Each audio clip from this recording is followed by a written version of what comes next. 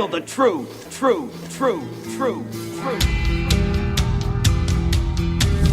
And now, live from the Star Worldwide Studios Tower, overlooking the 5th largest city in America and heard worldwide, it's the Josh Bernstein Show.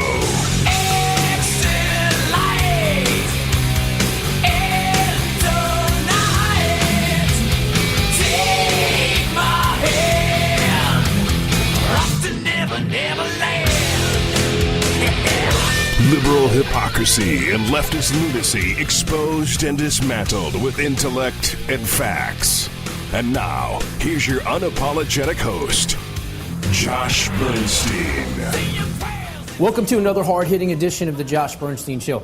We're going to get right started today. We're going to have a pretty interesting show. What we're going to do is we're going to talk about and go in depth on the Oregon situation, okay? I'm not going to call it a standoff. I'm not going to call it an occupation like the left-wing media wants to call it. I'm going to break it down, and I'm going to go through the timeline and give you the real truth as to what is going on out there and how we have gotten to the position that we are in right now. A little later on in the program, we are actually going to switch gears and talk about football. That's right, we're going to talk about football with legendary college and NFL coach Howard Schnellenberger. This is the offensive coordinator for the 1972 undefeated Dolphins. This is a disciple of Bear Bryant and Don Shula. He's a coaching legend, and we'll be talking to him a little bit later. But I'm going to get right into this thing right now. The media is saying that they have occupied this wildlife refuge. They're talking about these armed militia crazed members and this and that. This is the furthest thing from the truth. Are there people out there with guns? Yes, there are. Are the Bundys involved with this? Yes, they are. But let's also look at the fact of where they are. This is a remote area in eastern Oregon. And the situation never would have gotten to the point that it is if what happened to these folks, the Hammonds, originally would have never have happened to them. Let me go all the way back to the early 90s, okay? In the early 90s, the Hammonds filed for water rights with the state of Oregon, okay? And the reason they did that is because there was droughts around that time, and their cattle and their crops were suffering, and they needed to be able to have more water onto their property so that they could feed their livestock and take care of their crops, right? Well, the BLM and the Forest Service decided at that point to countersue for those same water rights, even though the water was on their own property, the Hammonds' property. Long story short, they went to court over it, and they lost. The BLM and the Fish and Wildlife Service lost, and the Hammonds were allowed to have their water. Okay? Now that infuriated the Fish and Wildlife Service, and it also infuriated, obviously, the Bureau of Land Management. So about a year later, that's when the harassment, the persecution of these ranchers truly started, in about the mid-90s, okay? What happened is the BLM then decides to say, okay, fine, Hammonds, we got all the other people around the area to sell their ranches in the late 80s by raising their grazing fees over and over and over, making it almost impossible to keep their ranches so that they would sell them because, again, they wanted the land for federal use, okay? Again, this is all about the money, folks, all right? So what happened at that point is the BLM then decided to start building fences around their water supply, which cut off the ability of their cattle and livestock and crops to receive this very important water in order to survive. Well, the Hammonds then said, I'm sorry, but you're not going to do that on our property, tried to take down the fencing. Well, the BLM then responded by contacting the Harney County Sheriff's Department, and the Harney County Sheriff came out, arrested the Hammonds, but what ended up happening is they spent like one night in jail, and what ended up happening from that point is that they were brought in front of a judge, and the judge took a look at the whole thing and threw it out. He said, look, there's nothing here. This is ridiculous. Leave these folks alone, and threw it out. Now, that was the second time the BLM and the Fish and Wildlife Service, got the decision that they didn't want. So that infuriated them even more. All right? So now you fast forward to about the year 2001 to 2006. There was also an issue with fires that were around the area, and the Hammonds decided to do what's known as a controlled burn, basically. It's a very procedural thing. It's a normal thing that farmers and ranchers do in order to save their livestock, keep the fire away from their property, and what have you.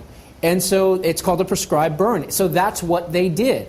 Now, here's what happened. They did this on their own private property, and what happened from this point is some of the fire ended up going on federal land, and it burned, I think, like 137 acres. Okay? We're not talking hundreds and thousands of acres, 137 acres.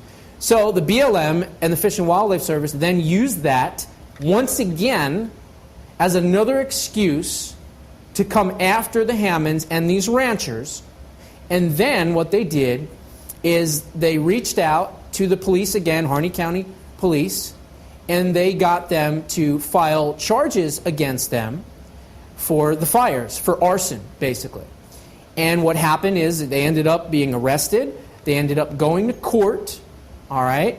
And what ended up happening from that point is Judge Hogan, who was the original judge on the case, decided to bring them up, and they did a trial.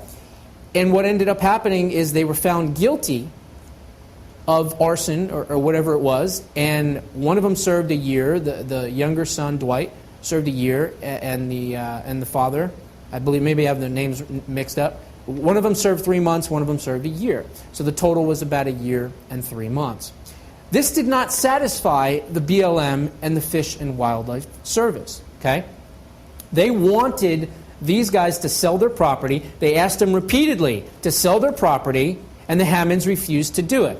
So they stood up to the government, the federal government, the Bureau of Land Management, and the Fish and Wildlife Service. So now the Fish and Wildlife Service and the BLM started just doing all kinds of things to them.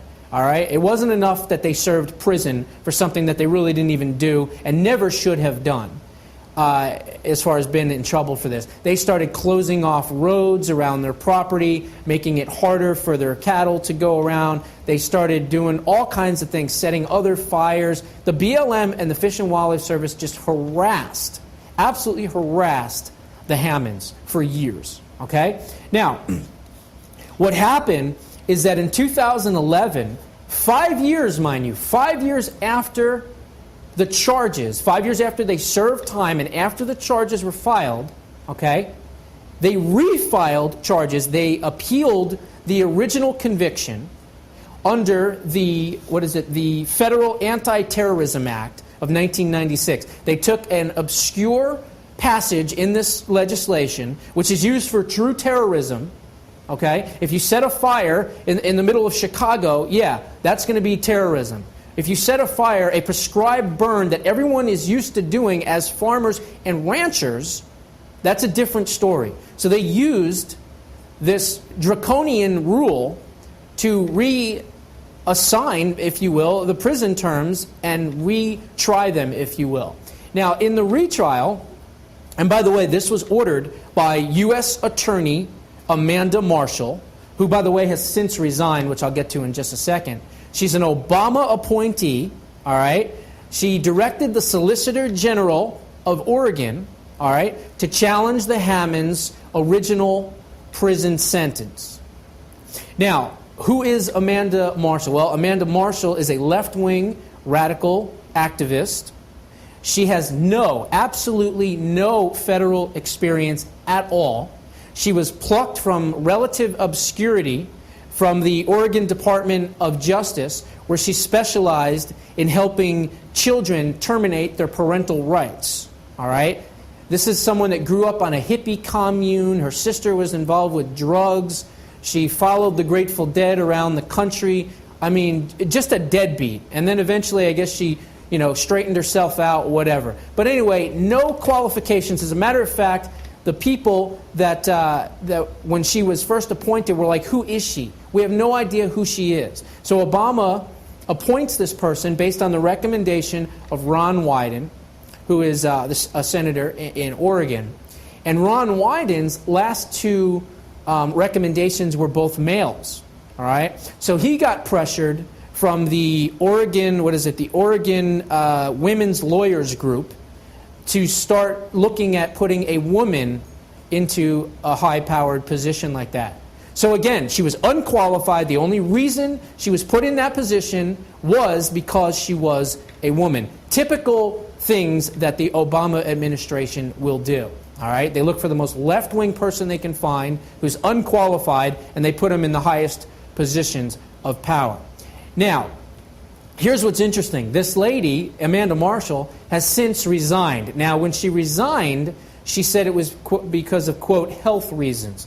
Well, now we found out it had nothing to do with her health, and it had to do with the fact that she was under federal investigation from the U.S. Justice Department for sending texts and emails and harassing a fellow coworker, driving by his house, spying on him through his window, sending him unwanted text messages and emails. So she then resigned. And here's what's funny. She was the one appointed to investigate the Ritzbacher case, in which he was involved doing some improprieties with another staff member. And now the person that's supposed to investigate that had to resign because of her own improprieties.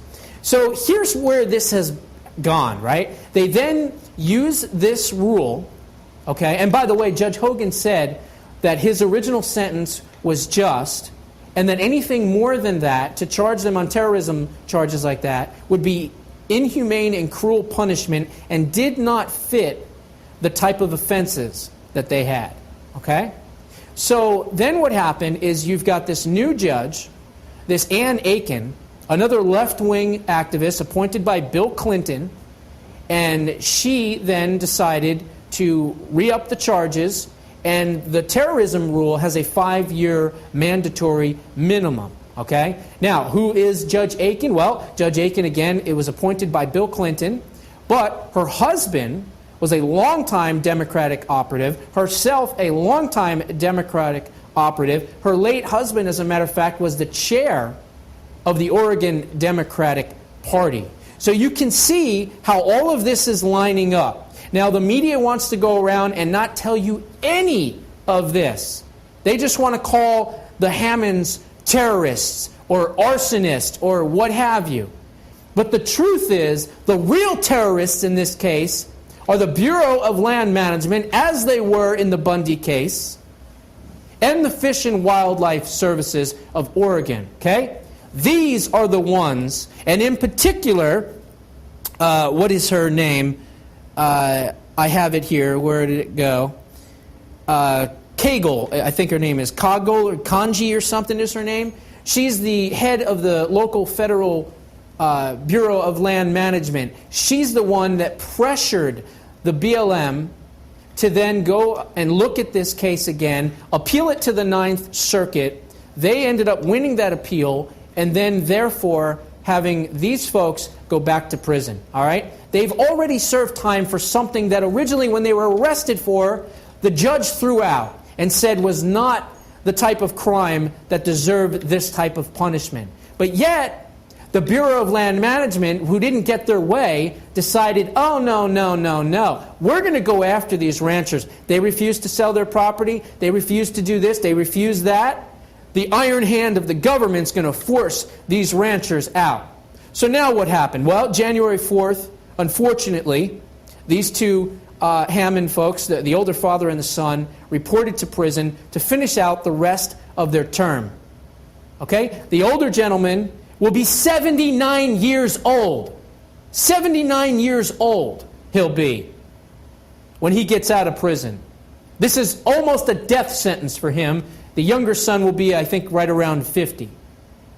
This is abhorrent. This is government overreach. This is the reason that the patriots, the militias, are out there in Oregon.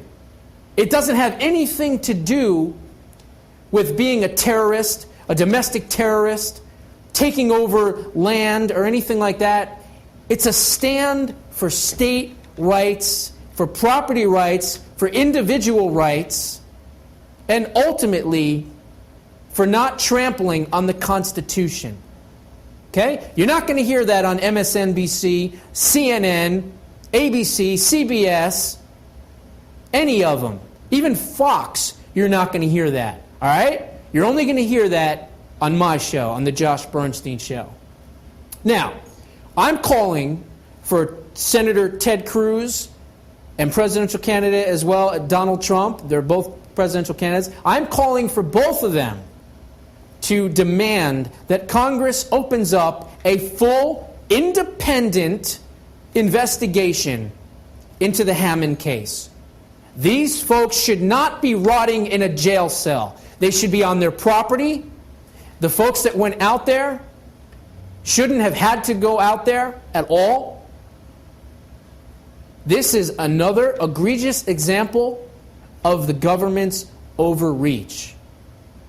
We need a full investigation into the Hammond case, and I am counting and calling on Congress to do that. Who's going to do it? Who in Congress is going to open up a full investigation and find out all the details that I have already found out so that we can get these two patriots, ranchers, back on their property, living their lives without the fear of the heavy hand of the Bureau of Land Management and the Fish and Wildlife Services. We'll be right back.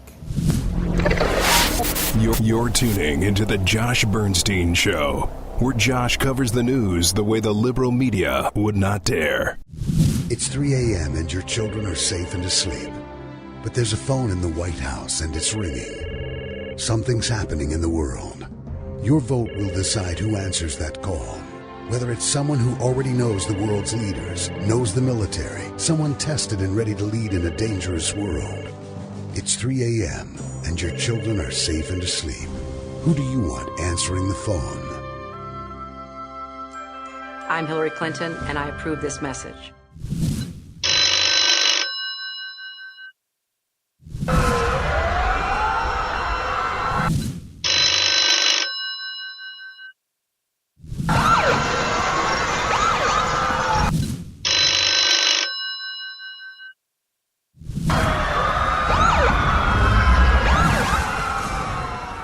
I'm Josh Bernstein, and I approve this message.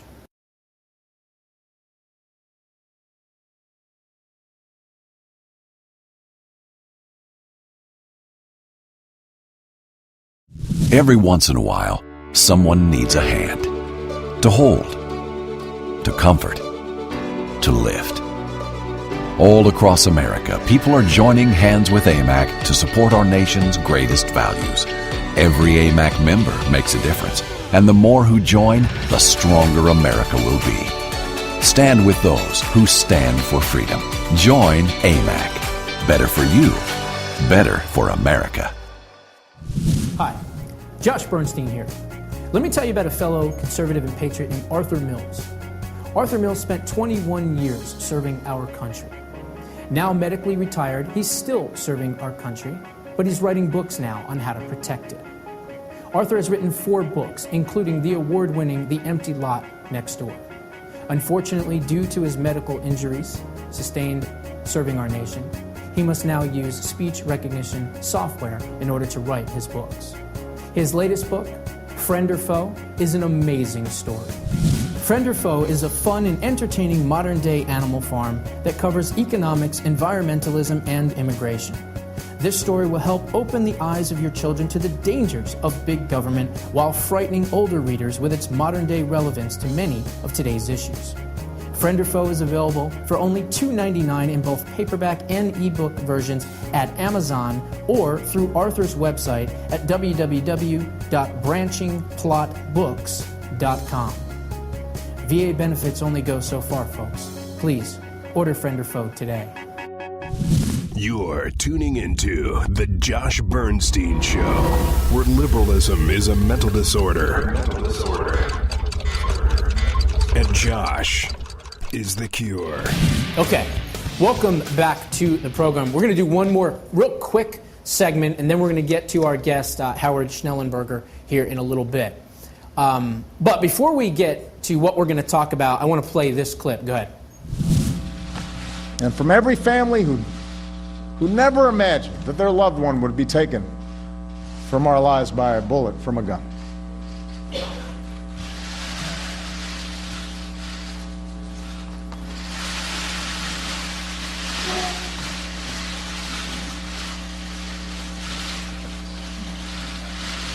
Every time I think about those kids, it gets me mad. Okay. So as you can see in this clip, Barack Obama is shedding crocodile tears. He's so upset. He's so upset at all the victims that were killed by gun violence. Look, gun violence is a terrible thing. And I cry for the victims as well. But these are crocodile tears, folks. Okay?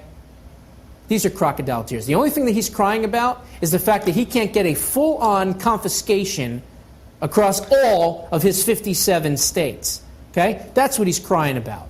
And then he starts reciting all the different victims from all the different locations. Well, you know what all those locations have in common?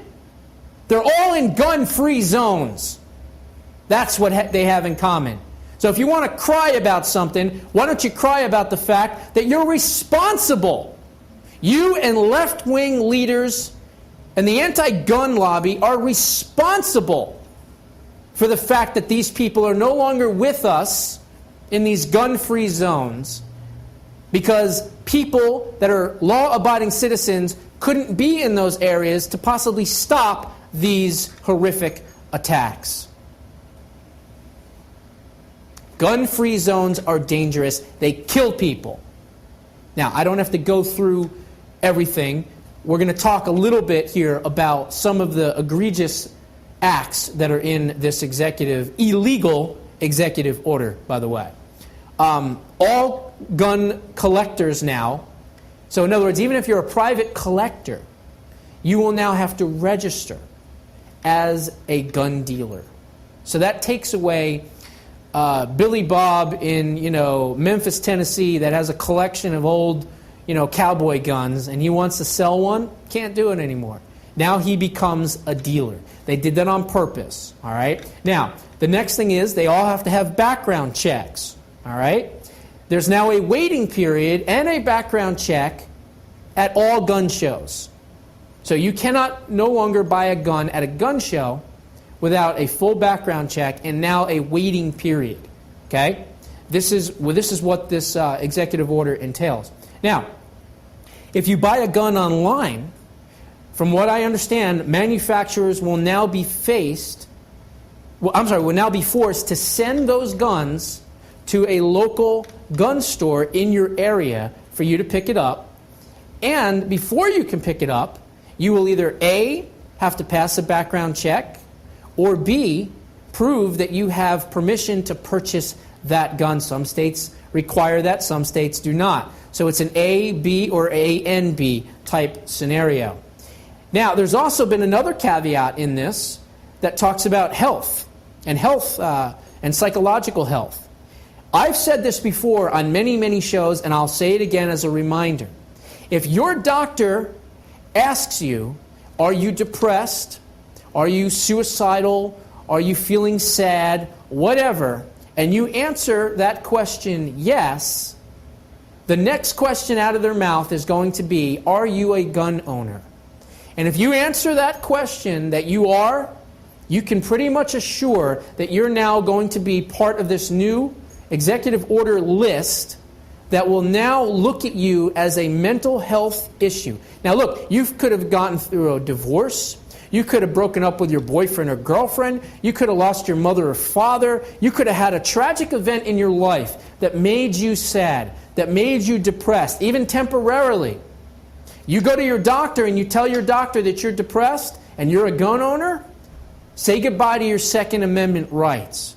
So for the people out there, be smart when you go to your doctor. And if your doctor asks you point blank to fill out some kind of questionnaire about guns and gun safety and asks you if you have a gun, get yourself a new doctor immediately. Walk out of his office and go get yourself a new doctor. And for God's sakes, don't sign anything, absolutely anything, pertaining to anything having to do with the fact that you own a gun with your healthcare practitioner or your medical doctor. We'll be right back with Howard Schnellenberger. Do not go away. You're tuning into the Josh Bernstein Show, where Josh covers the news the way the liberal media would not dare. So what does Hillary Clinton think we should do about the Syrian refugees? I think the United States has to do more, and I would like to see us move from what is a good start with 10,000 to 65,000.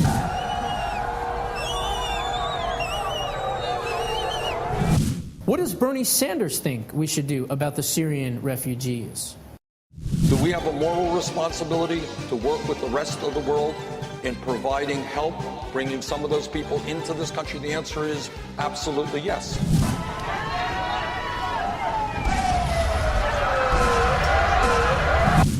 What does Donald Trump think we should do about the Syrian refugees? I'm putting the people on notice that are coming here from Syria as part of this mass migration, that if I win, they're going back. They're going back. I'm telling you. What would Donald Trump do to Iran? I would bomb the shit out of them. What would Donald Trump do to Al-Qaeda? I would bomb the shit out of them. What would Donald Trump do to ISIS? I would bomb the shit out of them. This will be coming to America. ISIS plans to bring these acts of terror to America. It makes no sense whatsoever for us to be bringing in refugees who our intelligence cannot determine if they are terrorists here to kill us or not. This is not a grievance-based conflict. This is a clash of civilizations.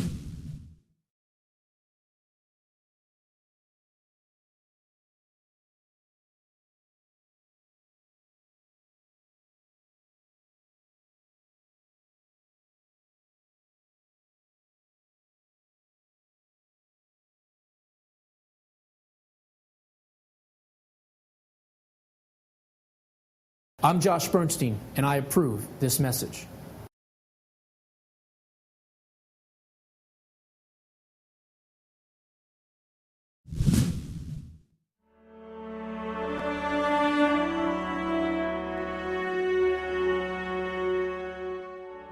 Josh Bernstein here. You all know me as the hard-hitting and unapologetic conservative talk show host of the top-ranked Josh Bernstein Show. But did you also know that I have a softer side as well? I am proud and honored to be an official spokesman for a really great group known as the Association of Mature American Citizens, or AMAC for short. AMAC is a group focused squarely on meeting the needs and protecting the interests of America's seniors. We offer a conservative alternative on how to best solve the problems seniors face today. From saving Social Security to gaining more access and control over your health care, to answering your health-related questions and providing you with the products, services, and solutions that you seek. So if you are a senior 50 years of age or older and do not want more government-run and controlled healthcare solutions, there is another option. AMAC is better for America, and AMAC's got your back.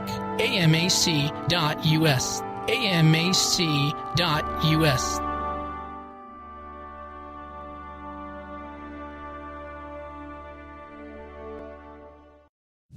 Hi, Josh Bernstein here. Let me tell you about a fellow conservative and patriot named Arthur Mills. Arthur Mills spent 21 years serving our country. Now medically retired, he's still serving our country, but he's writing books now on how to protect it. Arthur has written 4 books, including the award-winning The Empty Lot Next Door. Unfortunately, due to his medical injuries sustained serving our nation, he must now use speech recognition software in order to write his books. His latest book, Friend or Foe, is an amazing story. Friend or Foe is a fun and entertaining modern-day animal farm that covers economics, environmentalism, and immigration. This story will help open the eyes of your children to the dangers of big government while frightening older readers with its modern-day relevance to many of today's issues. Friend or Foe is available for only $2.99 in both paperback and ebook versions at Amazon or through Arthur's website at www.branchingplotbooks.com. VA benefits only go so far, folks. Please, order Friend or Foe today. You're tuning into The Josh Bernstein Show, where liberalism is a mental disorder. And Josh is the cure. Welcome back to the program. So before we bring on our guest, I want you to take a look at this clip. Hello, I'm Howard Schnellenberger, and I'm here to talk with you about winning. And I know a lot about winning because I've spent most of my life developing football teams to become winners where most people thought there was no chance. And winning reminds me about the time I went to the University of Miami as the head football coach. People were more than a little surprised when I said in my first press conference that the Hurricanes would be national champions in 5 years. That turned out to be right. Miami claimed the national championship in 1983, not because I predicted it, but because the team discovered that it had championship talent all the way. Something similar happened a few years later when I went to the University of Louisville and took over a team that hadn't had a winning season in 13 years. They too had the same material thing. They too could be great. I said at that time, we're on a collision course with the national championship, and the only variable was time. The University of Louisville defeated the University of Alabama 34-7 in the Fiesta Bowl in 1990. That win vaulted us to number 11 in the nation. What happened in Miami is the same thing that happened in Louisville. Each of those teams thought they were losers, but I knew very well that they were winners. This success ratio happened over again at Florida Atlantic University, where I became the head football coach and took a brand new team to 2 bowl victories in the space of just a few years. And today there's a 30,000-seat stadium right here in beautiful downtown Boca. I could talk to you about a lot of football and a lot of football stories, but I'm not here to talk about myself. I'm here to talk about you and how you can be successful in life. My guest today is a living legend in college football and the NFL. He spent an incredible 54 years in coaching at such universities at the University of Oklahoma, the University of Kentucky, the University of Louisville, Florida Atlantic University, and of course, the University of Alabama, where he worked with the legendary Bear Bryant as his offensive coordinator. He has also worked in the National Football League, including as head coach of the Baltimore Colts, and served as Don Shula's offensive coordinator during their unprecedented 1972 undefeated season with the Miami Dolphins. He is here today to talk about his new book, Passing the Torch, Building Winning Programs with a Dose of Swagger. It is my pleasure to welcome to the program Coach Howard Schnellenberger. Hello, Josh. How are you? I'm doing fantastic, sir. It's an absolute pleasure to have you on the program. My pleasure to be with you, and let's give them hell. Absolutely.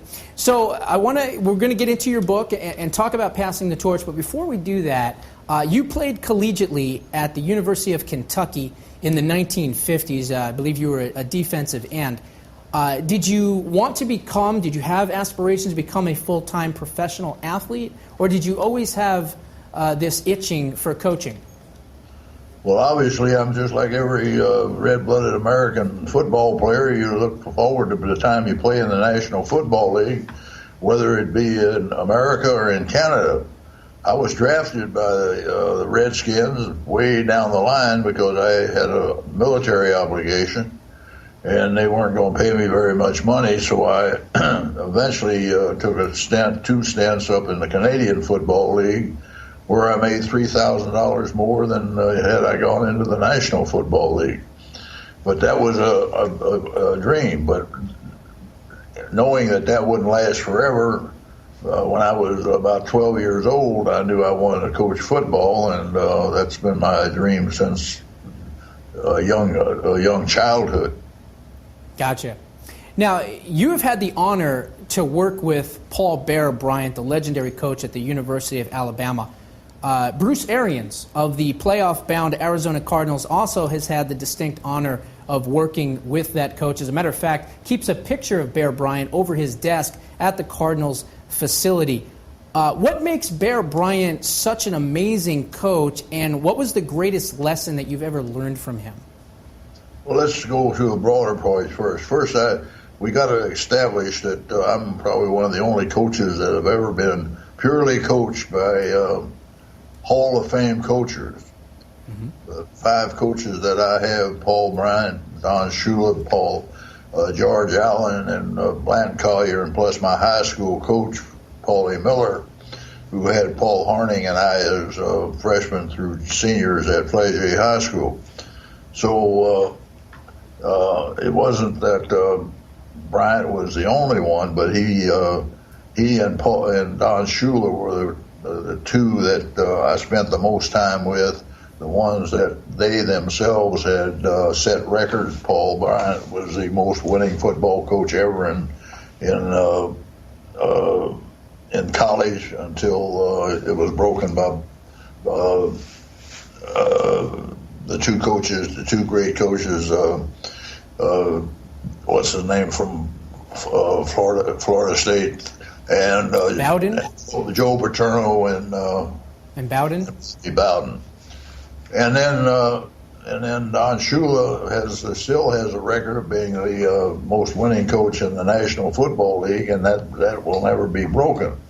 And of course, Blanton Collier and George Allen were both extraordinary coaches that were both were in the Hall of Fame. So that's where I got the balls to take on the job at the University of Miami. Because I knew if anybody could do it, I could do it, because I had the best preparation to take on such a major undertaking. Now, what would you say, as you worked with all these legendary coaches, what was the difference, for instance, between a Bear Bryant's style and a Don Shula, or were they more similar? They were more similar always. All 5 of them. They all had the core strengths, the core things that it takes to be a great person first, a great player second, and a great coach third. And the differences are just small differences. I'd say the differences in each of them is their personality. Mm-hmm. And personalities are always the coaches coach within their personalities, and they have basic rudiments, basic rules and regulations that they follow, that they learn, much like I learned from my mentors. They learned from their mentors, and they stayed within those parameters, and they didn't deviate. They had their plan, they had their characteristics, they had their must-dos and their must-don'ts, and they became the pick of the litter. Mm-hmm. Gotcha. Now, you've had the opportunity to evaluate talent in different decades. You've had the opportunity to recruit and coach some unbelievable talent, including names like Broadway Joe Namath, Kenny Stabler, Jim Kelly, Bernie Kosar, Vinny Testaverde, Roman Gabriel, Bob Greasy. I mean, the list goes on and on and on. What characteristics or traits do you look for first?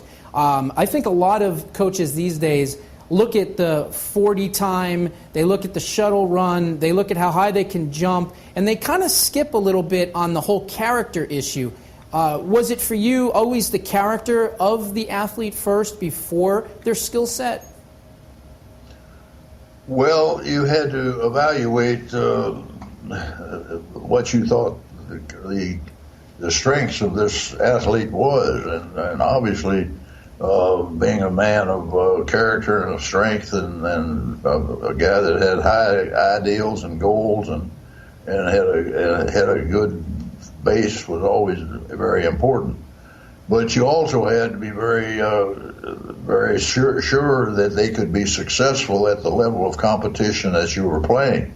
The worst thing you can do is bring somebody into a program and he doesn't have the capacity to be a star, or he doesn't have a capacity to be a productive member of your team, and he's going to wither and die and fall off the vine and fall off the team.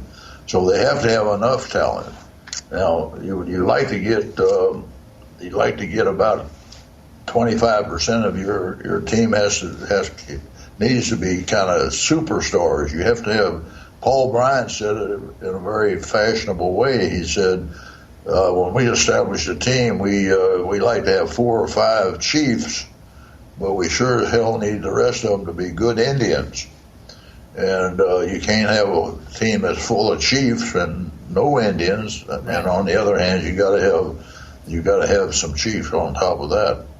So you look at the body of work, and you look at the character, the personality, and the abilities of each of those guys, and make sure that they're good enough to be successful and have the willpower to do what it takes to be successful. Gotcha. Excellent answer. Let's talk about your book, Passing the Torch, Building Winning Programs with a Little Dose of Swagger along the way. Who do you see as the coach of the future that would be either as similar to a Bear Bryant or a Don Shula in the NFL and or college coaching? Well, I think there are a lot of those. The guys that are playing in the playoffs right now, each one of those coaches have to be people that are in a position to become the next Shulas and the next Bryants. We have a cadre of great coaches out there. It's too bad that they're working in a hostile environment now. Back in the days of Bryant and Shula and all those guys, the operation was not so hostile, and you didn't have to check all the boxes. You had a little phone there. Live television, you gotta love it. No problem at all. Now, let's talk about current day NFL. You can't hit the quarterback, above the neck. You can't hit the quarterback below the knee. There's only a certain area that you can hit the quarterback. Running backs are not allowed to put their head down and charge at a defender. You've got this defenseless receiver rule.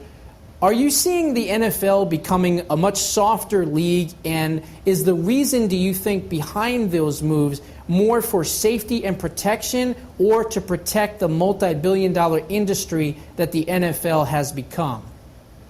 I don't know what the reason for it is, but I know it's overreacting to a situation that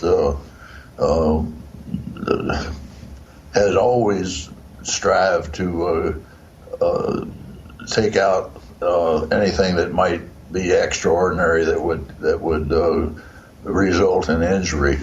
But that's the problem with our game of football, both in the National Football League and the Canadian and in the college football.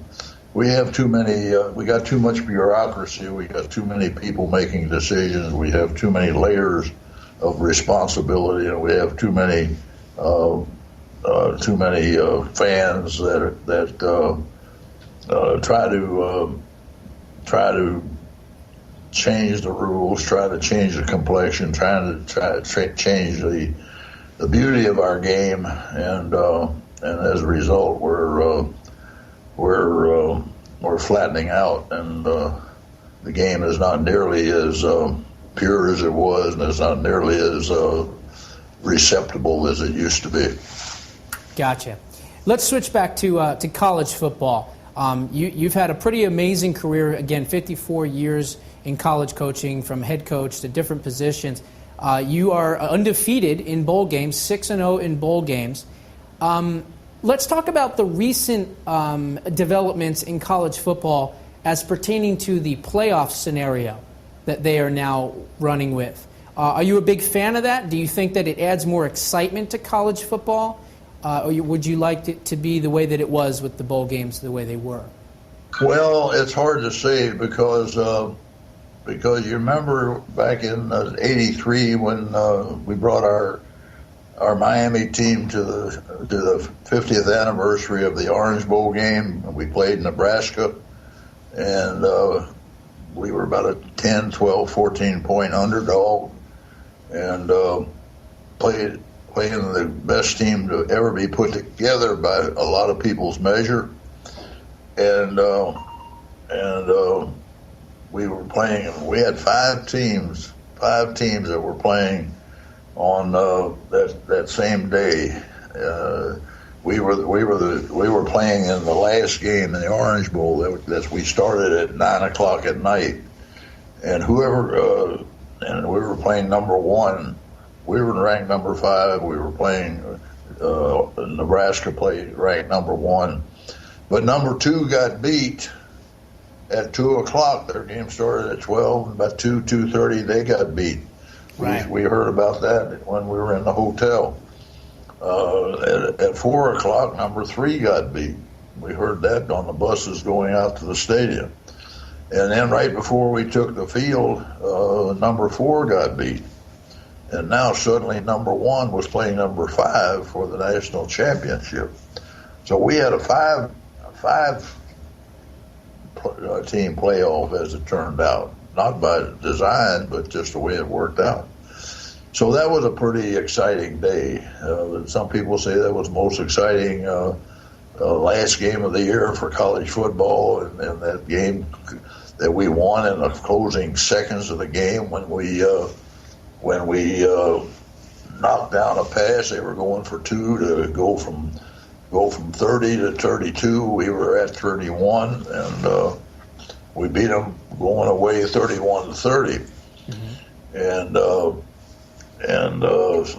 So that was a pretty extreme situation, and it was considered the best game of football that's ever been played by many people, and particularly the people that were in the bowl, and all those people in South Florida, particularly the Miami people who didn't dream 5 years before that they'd even be playing Division I football. And it was a terrific thing. Absolutely. And somehow we got to get back to. Somehow we got to get this playoff system to give us that. Now they've extended the season so long that I don't know how far they could go, but it would be great if we had a 16 game playoff like we had when we. Here at Florida Atlantic University, in our 3rd year of existence, we were in Division I AA, and as you know today, all Division I AA teams play a 16-game playoff, and that is really, if that was Division I football, that would be a super thing. Gotcha. And if that could be ever developed, gotcha. That would be probably as far as you wanted to go, 18 teams. Mm-hmm. That's about a 4-game length to work through that. Gotcha. We've got a few minutes left here. One last question. I kind of want to make this one a little bit fun. You've been able to coach legendary players at all different positions. There's no right or wrong answer here. I'm going to shoot out a position. We're going to do 5 of them. You come to mind. Tell me who you think the best player that you ever coached or recruited, for that matter, was at that position. Ready? Man. We'll start with quarterback. You know I'm not going to get into that. You don't want to make any enemies. Let's do it a different way. Okay, go ahead. Well, your quarterbacks. That parade of quarterbacks you talked about. Mm-hmm. Every one of them was a superstar in their own right. Each one was the most important person to their team on those days. But to try to compare Joe Namath with Roman Gabriel, or Joe Namath with Jim Kelly, or whatever, that's impossible to do. Okay. I won't put you on the spot. I was just playing around here a little bit. So what's next for you? I know that you retired from coaching. By the way, you built an incredible program at Florida Atlantic University. I mean, you took it from scratch, literally built the program yourself, and then had a lot of success. You've been known as a comeback artist. You've been known as a turnaround artist. You did that with Louisville and some of the other teams that you coached with and coached for. What's next for you in retirement? What do you do these days? Well, I'm glad you brought that up, because there's something important in my life that has yet to play out, and that is because I am developed so many of these teams, and I left so many great places where I could have won a lot more games. I'm not going to be considered for the College Football Hall of Fame because I don't fit the criteria of having a 60% winning record in 100 games or more. And obviously, anybody that says that they would like to be in the Hall of Fame, if you said that doesn't bother you, it doesn't make any difference. Well, that's not true. But the big thing that it does, it lets me know how important what we were able to do here at Florida Atlantic University, because we brought the University of Miami. They had a football team, and Lou Saban had left a pretty good group of players there for me to coach, and we were able to take it and go to the championship pretty well, and going to Louisville, my hometown, and where it was. I didn't have any players when we got in there, and it took us 4 years to get to wherever we could win a football game. And we were able to bring Louisville to the top of the game. Right now, the University of Louisville is in the top 25 of all the people playing football, and they built a stadium, Papa John's Stadium, and that thing is going to go up to 65,000 this year. We started out at 40, and the difference that has made for the city of Louisville and for the University of Louisville, and then to come down here to Florida Atlantic and start something from, they call it scratch, but I didn't even have scratch. I had to do it like God did it. We had to have some foreplay before we could have birth, and then birth to baptism, to confirmation, to bar mitzvah, young adulthood, and we had to do it out of nothing. But it has transformed this sleepy little town of Boca Raton, Florida, and this exploding University of Florida Atlantic University with a 30,000 seat stadium with in Conference USA, and on the verge of taking its right, just like the University of Louisville did and the University of Miami did, and they're 15 years behind them, but they're on a collision course too. That's right. And they named the stadium also after you as well. I've been doing it with my life, and will continue to do. I'm working here at Florida Atlantic University for the president as an ambassador at large, like Geraldo Rivera, raising money for different places, the law school, the football team, and then solving problems wherever I can.